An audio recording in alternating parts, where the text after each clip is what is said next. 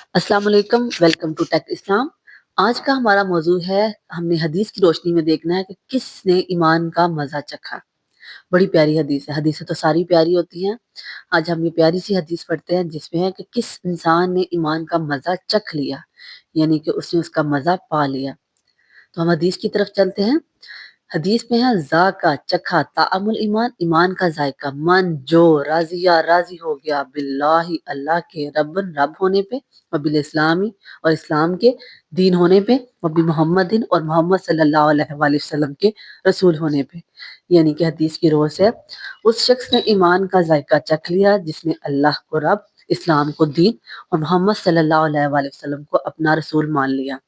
الفاظ کا معنی، یہ دو ہی مشکل الفاظ ہیں جیسے ذاکا کا چکھا اور طعام کا معنی ہے ذائقہ۔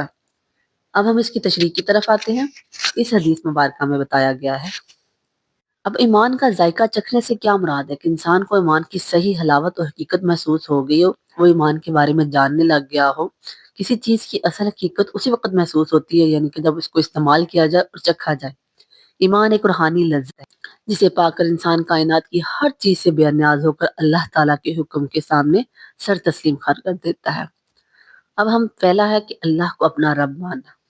اب رب کا ورڈ بڑا ہی پیارا ورڈ ہے۔ کبھی سوچا کہ اس کے معنی کیا ہے؟ رب کا معنی پیدا کرنے والا نہیں ہے، رب کا معنی ہے پالنے والا۔ اور اللہ کے لیے رب کا ورڈ تو اللہ تعالیٰ کو پیارا لگتا ہے کہ اس کے لیے رب کہا جائے۔ اور دیکھیں یہ حدیث میں بھی بتایا گیا۔ اب اللہ کو رب ہی کیوں ماننا ہے؟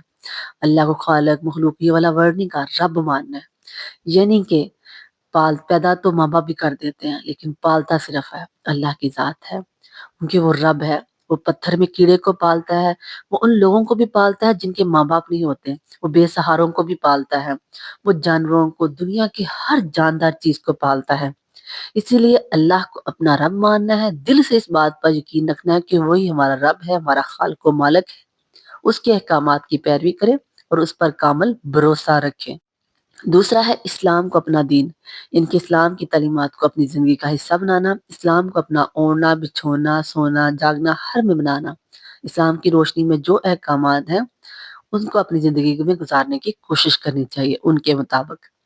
تھرڈ ہے حضرت محمد صلی اللہ علیہ وآلہ وسلم کو اپنا آخری نبی، اپنا رسول ماننا، ان کی لائی ہوئی تعلیمات پر عمل کرنا۔ ان کی زندگی ہمارے لیے ایک نمونہ ہے، ان کی رہنمائی کے بغیر ہمارا ایمان مکمل نہیں ہوتا۔